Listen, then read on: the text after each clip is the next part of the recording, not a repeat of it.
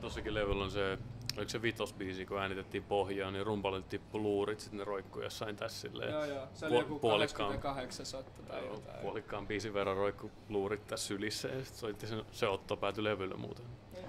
Siitä tuli sitten kaikista hurin otto kuitenkin, mutta onneksi se kesti kasas loppuun asti. Jep, siinä kyllä pinnisteli tarkkaamonkin puolella, että toivottavasti menee nappiin.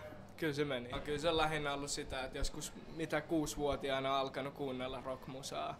Se on ollut vaan se juttu, että mikä nyt on itselle kovin ja siistein asia. Ja sit se on vaan jalostunut tälleen, että sit on alkanut harrastaa musasoittoa ja sit vaan alkanut tekee rockia ja heviä. Aika sillä luonnollisesti se on mennyt. Joo, ei se mitään sellaista todistelua ole, että kattokaa vaan, että tästä tulee helvetin iso juttu jossain vaiheessa. Kattokaa, mä oon vieläkin 6-vuotias, mä en ole kasvanut mihinkään. Ei se mikään sellainen, se on vaan sellaista musaa, mitä tykkää tehdä ja sitten jos useampikin tykkää, niin hyvä niin. Te olette, Speed Trap on päässyt myös nyt jonkun verran jo vähän kiertämään maailmaa. Mä itse ehkä osaan lähinnä sanoa, mitä niin kuin Suomen perspektiivistä, että tämän tyylistä musiikkia arvostaa tosi paljon, niin voitteko yhtään pinpointata, että miten se on esimerkiksi Euroopassa, että missä päin Eurooppa esimerkiksi tämän tyylinen musiikki uppoaa kaikista parhaiten? Saksa tietysti. Saksa tietysti se semmoinen. Ja varmaan britit, mä veikkaan, että ei se ole ikinä niin kuin Saksassa ja Briteissä ehtinyt tavallaan kuolla. Et veikkaan, että se on joskus Ysärin synkkinäkin hetkinä ollut sellainen. Aina on ollut joku semmoinen underground-skene, mikä on painanut ja tehnyt sitä. Mut Saksa, se on ollut kyllä siisti nähdä semmosia niinku oikeesti vanhoja miehiä, jotka tulee kyyneleet silmissä.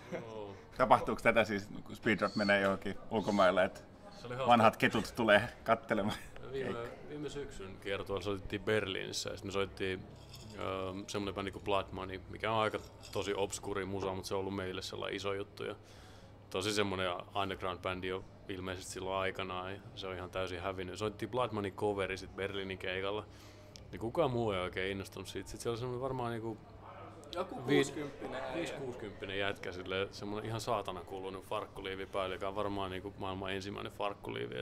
Sitten se daivas biisin aikana varmaan 35 kertaa lavalta pää edellä. Sitten se sammui heti sen biisin jälkeen sinne johonkin baariin. Se oli ihan kyllä niinku kyyneleet silmissä, että joku soittaa tollaista musaa. Että niinku tollaisia ihmisiä on Saksassa vielä. Just. Se on siistiä kyllä. Suomessakin monta kertaa törmännyt sellaisia tyyppejä, että no joo, kyllä mä kuuntelin heviä joskus kasarin, mutta sit me kasvoi ulos siitä. Ja sit nykyään on vaan sellainen kyyninen tyyppi, joka haukkuu kaikki uudet bändit ja ihan kuuntelematta silleen. Sanoo, että skene on kuollut eikä edes käy keikoilla. Ja tai just, että meillä oli siistimpää silloin ja silloin, kun asioita tapahtui. Hyvät ajat. Joo. Ja luuletteko, että teistä tulee samanlaisia kuin olette vanhoja? Toivottavasti Totta kai. ei. Katsotaan nyt. Ei saa vielä sanoa. En usko. Saa lyödä, jos tulee. Joo, lyökää heti. Ei ole mitään siis tiettyjä venueita, mihin haluaisi välttämättä mennä soittamaan. Nekin on ollut tosi erilaisia. Nyt esimerkiksi kesän kertoilla soittiin sellaisessa pienessä jokilaivassa Hampurissa, mikä ajoi reittiin siinä samaan aikaan. Meillä oli liinoille vedetty kaapit sinne seiniin kiinni ja näin. Se oli kyllä järjetön keikka. Siinä kyllä pelkäs, että jengi moshaa itsensä jokeen. Kyllä se muutama meinasi tippuu sieltä laivasta. Oliko se niinku kannella tavallaan? Siis vai niinku puoliksi kannella ja puoliksi katettu. Niin. Siis sinne mahtui 60 ihmistä. Et siinä oli kaiteet sivussa, että sinne olisi voinut notkahtaa. Siis joo. Ja kaikki ikkunat auki, koska oli kesä ja tosi lämmin. Niin siinä jos olisi joku tönässyt toista huonosti, niin siellä olisi oltu joessa.